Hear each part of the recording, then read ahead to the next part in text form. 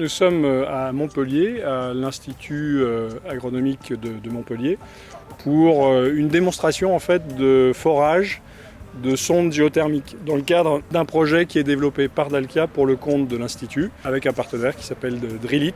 Alors ce projet s'inscrit dans un cadre un peu plus global qui est un contrat de performance énergétique qui nous engage pour 16 ans aux côtés de l'Institut avec différents volets, des volets d'action de performance énergétique et de mobilisation d'une énergie renouvelable qui est la géothermie.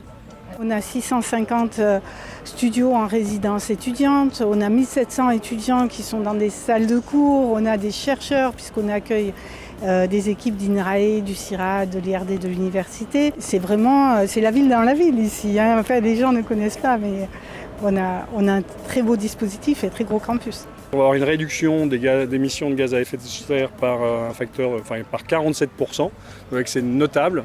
La moitié du fuel qui produit aujourd'hui l'énergie nécessaire au chauffage, au rafraîchissement et à la production d'eau chaude sanitaire est effacée par une énergie vertueuse.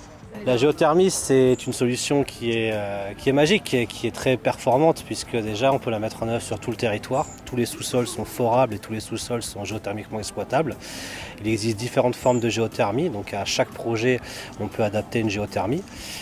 Localement ici on est sur une géothermie, on va travailler sur le vecteur sol et non pas le vecteur eau. Donc c'est quelque chose qui peut être réitéré sur tout le territoire. L'avantage de la géothermie en tant que telle, c'est que d'abord, ça ne consomme pas de ressources naturelles, on n'est pas obligé d'aller pomper dans les nappes, etc. C'est un dispositif neutre. En plus, ça nous permet d'économiser de l'énergie, parce qu'on va utiliser le fait qu'en sous-sol, on a des températures constantes pour économiser en chauffage et pour économiser en climatisation. Et ça, c'est très important parce que les ressources en climatisation deviennent de plus en plus importantes maintenant. Et puis, nous, on a un campus très très large, on a à peu près une vingtaine d'hectares ici, on a plusieurs dizaines de bâtiments et la géothermie est un dispositif qui nous permet, en un seul équipement, d'équiper tout le campus. Donc c'était aussi un avantage certain qu'on recherchait.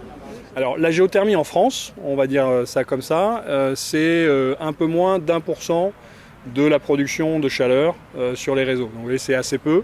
Et d'ailleurs, à ce titre, le gouvernement a une ambition de triplement à échéance 2035 de la mobilisation de ces ressources pour faire du chaud ou du froid. C'est ce que nous faisons ici.